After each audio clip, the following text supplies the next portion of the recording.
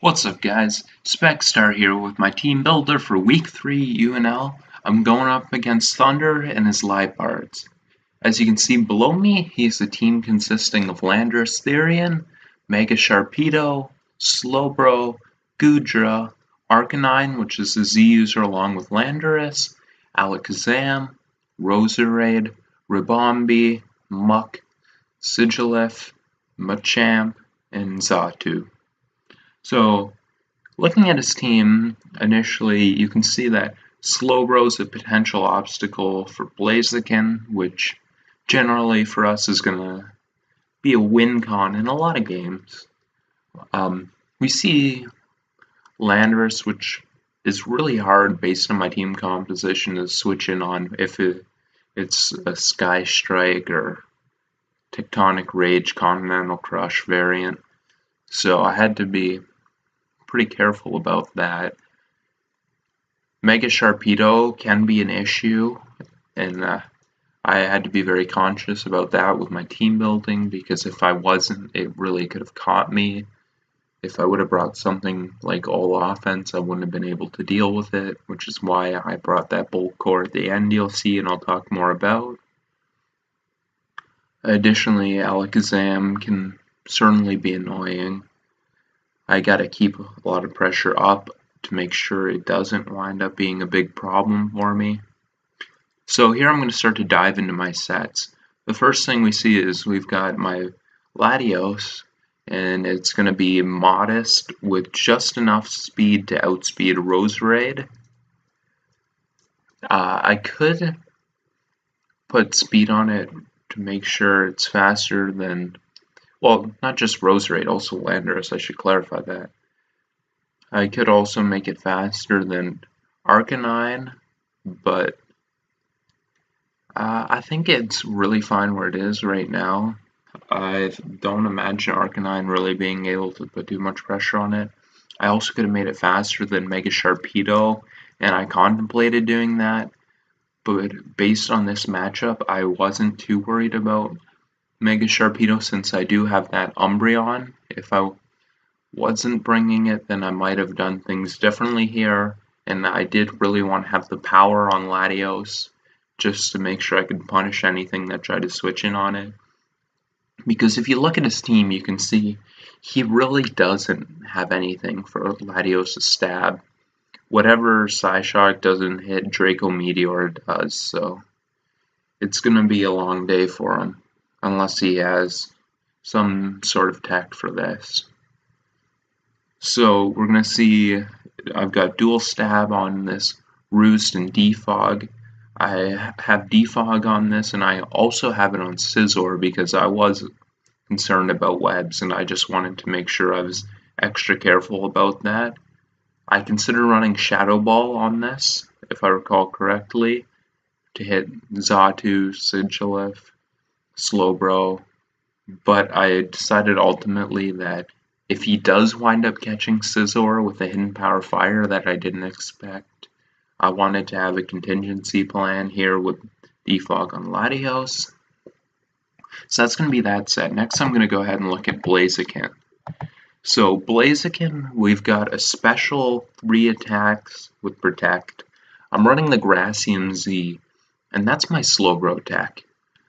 I believe that he's going to try and use Slowbro as his answer to Blaziken, and that's just going to obliterate it. It needs, I believe, a lot of special defense investment to be able to take this, and I really don't expect it to have that. So I should be just blowing it back if that is his answer. I wouldn't expect him to try to have Goodra as his initial because a physical set does work. And I got my Chihuahua here going crazy. I gotta give him a little bit of attention. I do need to wear down Goodra if he brings it for this to work. And fortunately, Umbreon can basically wall any variant of Goodra, so I should be good in regards to doing that. I wasn't too worried about the Goodra. And you're gonna see the little crazy guy right here who's bothering me during my video. I'm trying to record a video, little man.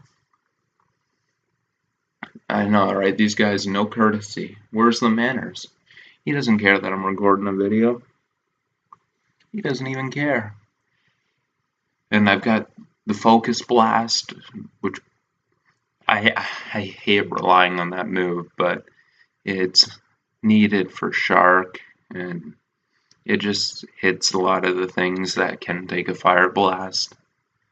So, oh, I should explain its speed. I've made it so that, if I recall correctly, I made it so that this at +2 speed would be faster than Sharpedo at +1 speed, because I didn't want him to be able to bring in Shark and beat this. Even though I'm not sure if he'd try to do that, and the Shark could also have Aqua Jet, I just want him to be careful there. So the next set I'm going to have is my Greninja, and I'm going to be running Choice Band with enough speed for Alakazam. And in this game, I just love hitting them hard with a good U-turn. He really has a hard time taking these U-turns. It wears his team down. And the one thing he does have that can consistently come in on it, well, he has Arcanine and Landorus, but mostly Landorus, and I have Ice Punch for that. And for Arcanine, I've got the Rock Slide. This set can basically hit his whole team. For the last move, I went with Shadow Sneak just in case he had some sort of Scarfer or something with speed late game that I needed to be able to hit. The move slot was really free because if you look at his team, my other 3 moves basically hit everything. So I considered running Shadow Sneak there. I also considered Return just to have a more powerful spammable move. And I also considered Facade in case Slowbro burned it or something, or Arcanine with Wisp. But ultimately I decided it would just be easier to have Shadow Sneak there in case I needed to be able to R-kill something that was weakened. So the next set we're going to have is our Zeraora the Explorer. We've got here a set that's mixed attacking Life Orb. I've got the HP Ice, of course, for his Landorus. I've got the Plasma Fist, Dual Chop, and Volt Switch. Volt Switch was kind of the same deal as Shadow Sneak on Greninja. I just had a free slot there. I'm not sure if I'm really going to need it because it kind of hits him with everything else.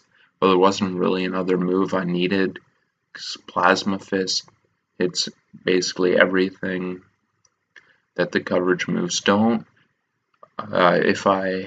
If he switches in Gudra on Plasma Fist, then unless he's like a max physically defensive variant, then I'm going to be able to knock him out with Plasma Fist and a Dual Chop.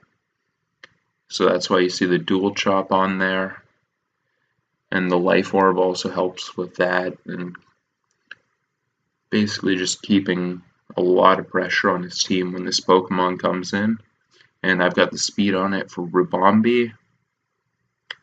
I almost ran Fake Out on this, and then I remembered that Ribombee's ability would have rendered that pointless, so close call there. The next set I've got here is my Scizor. And this is a bit of an interesting set. It's almost like what Mega Scizor runs in Ubers. I've got the Roost, the Defog, the Bullet Punch, and instead of U-turn, I went with Toxic. And that's because a lot of the things he has that would want to switch in on this do not like being toxic at all. And that I'm looking at you, Arcanine, and I'm looking at you, Landorus. This set is its backup plan for dealing with Shark. It helps me a little bit with Landorus.